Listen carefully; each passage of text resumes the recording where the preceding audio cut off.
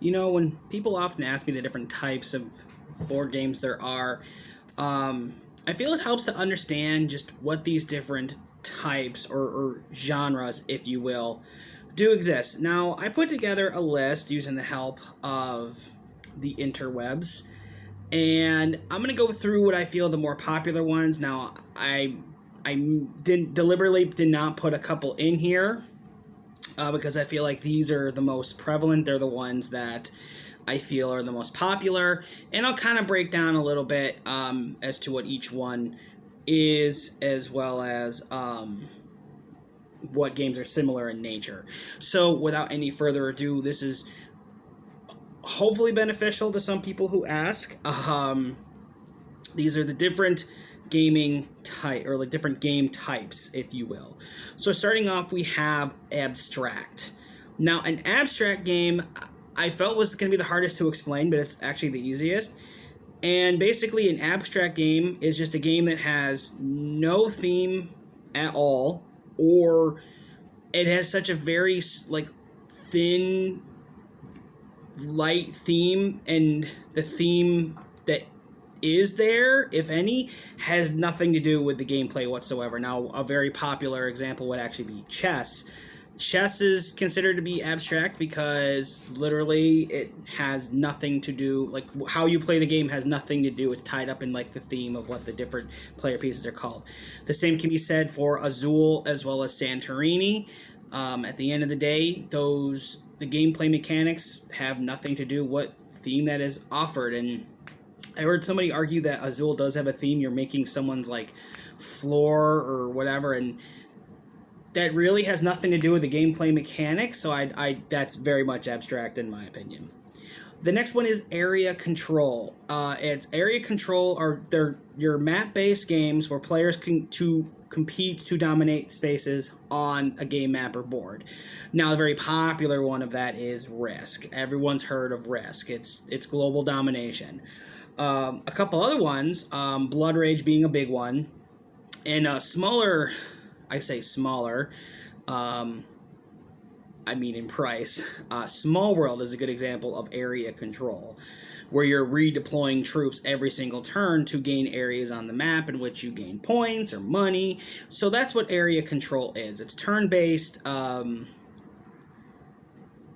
game in which you deploy troops to certain areas of the board to control them for a certain amount of time, and then other players will then take turns to take it from you. Campaign. Now, that one's... I'm kind of lumping that in with Legacy, and I'll tell you why.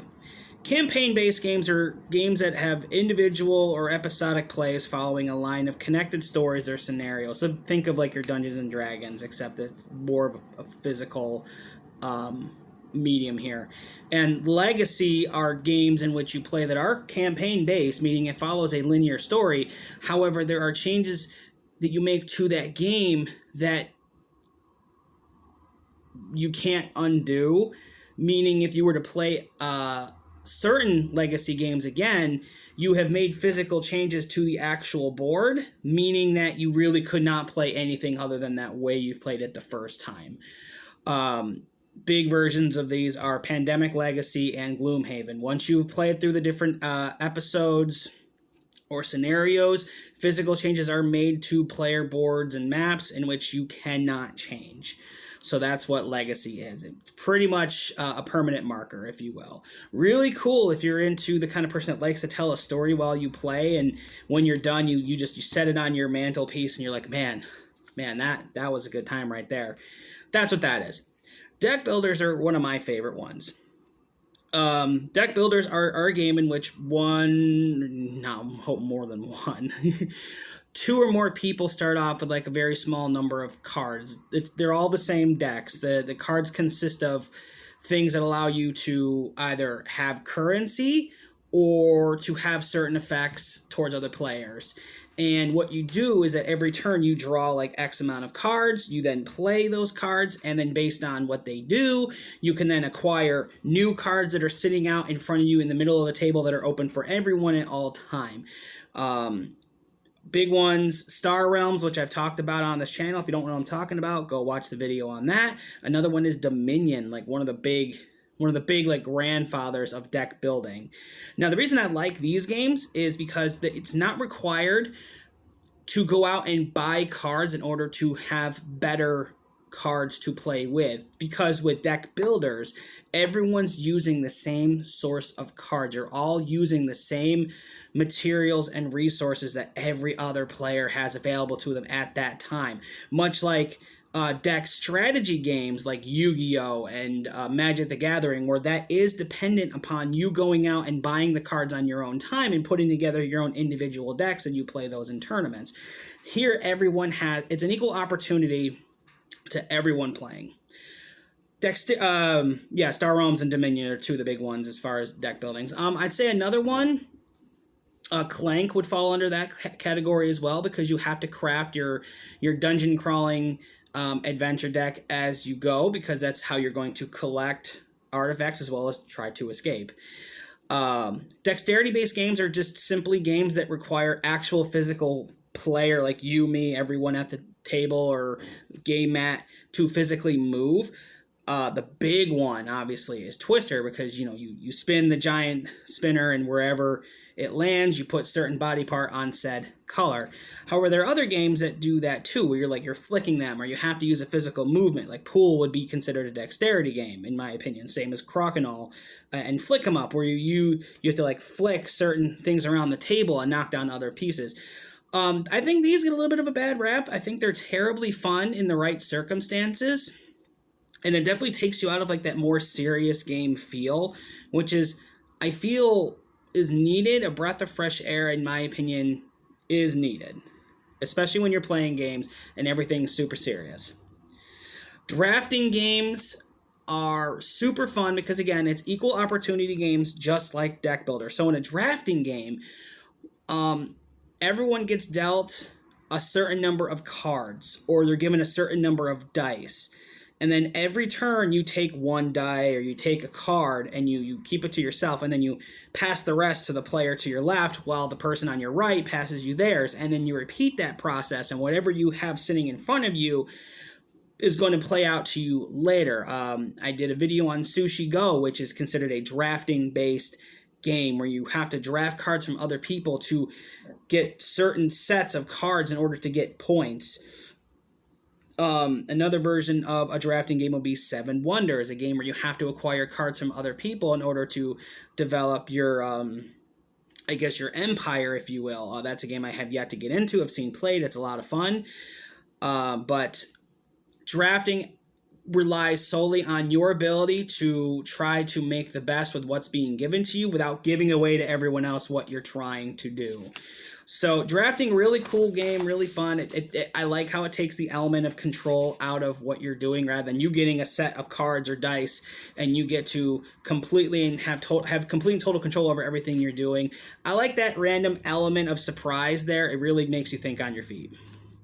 Dungeon Crawler, very similar to campaign-based games. It's a game where you explore locations and fight monsters along other people at the table. Again, Dungeons and Dragons right there. Gloomhaven is also a dungeon crawler because you're using these different maps with different grids and you have to move and attack. Another one is Mansions of Madness. Claustrophobia, I'd argue, is definitely a good dungeon crawler, except that one's actually made for two people, where you're going around these grids of a house or just any location.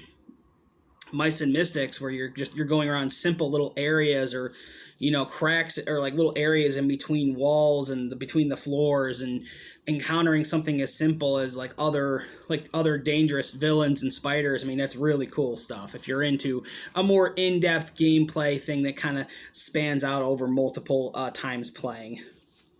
Engine building games are games in which you start off with X amount of resources or items.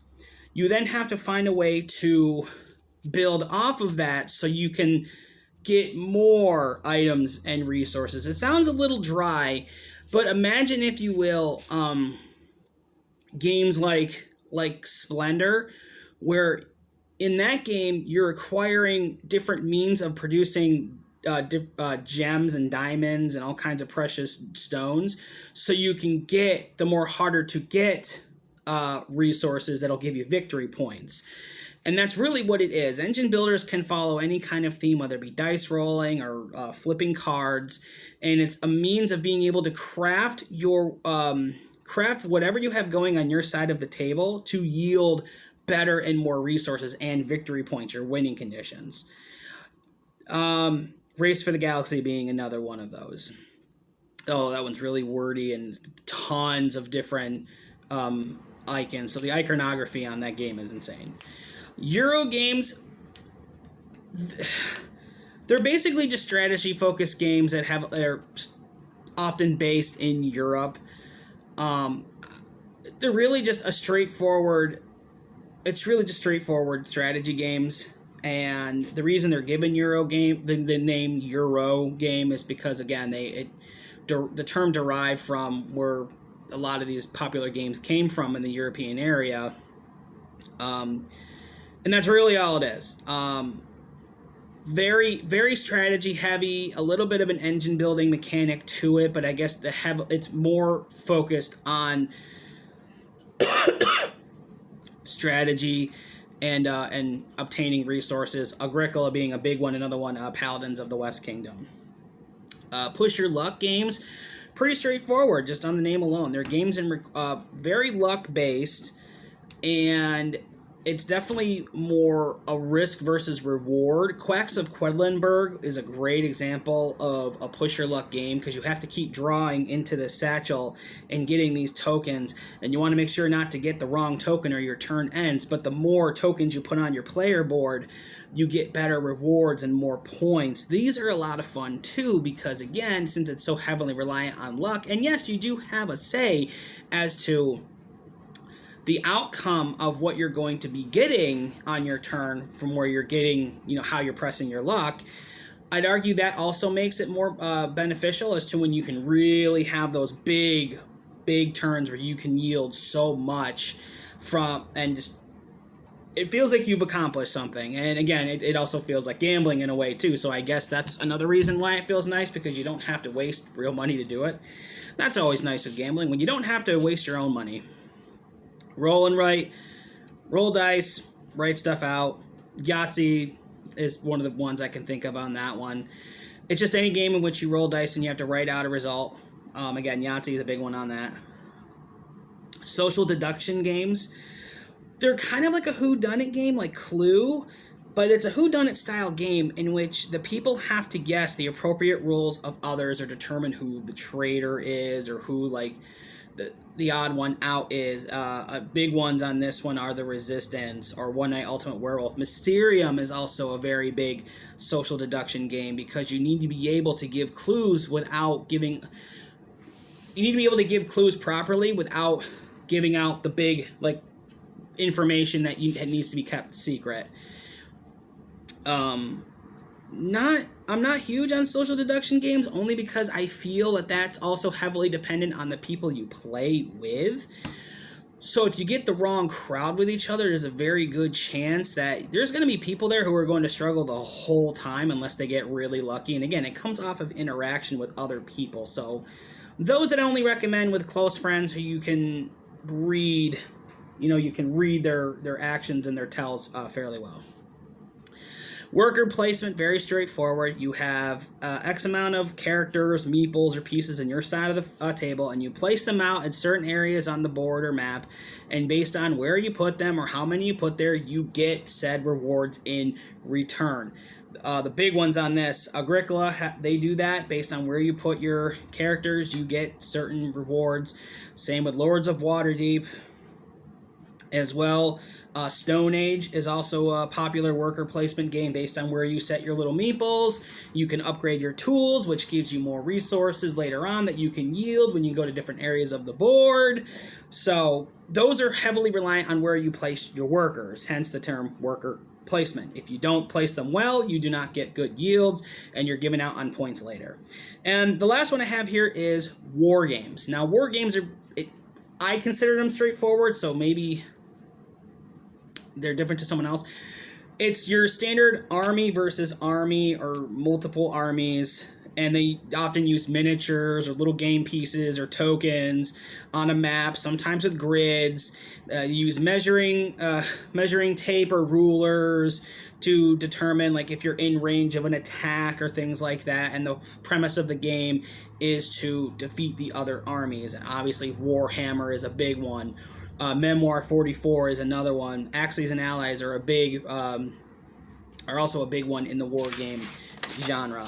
But that's, I think, a good enough list to break down exactly different game subtypes. If there was a game that you had that you were a little more curious on, let me know in the comments below, and I'll do my best to answer. I guess my question to you would be, of all the games I listed here, what do you think would be the ones you'd want to play, and why, maybe? I know for me personally, deck builders are becoming a big favorite of mine, as well as engine builder games. Worker placement is always a fun one in my eyes. I'm liking more abstract games, and then like the dice games, which I'm thinking like King of Tokyo. When you roll dice, and based on the result of your dice, you can do a certain amount of things.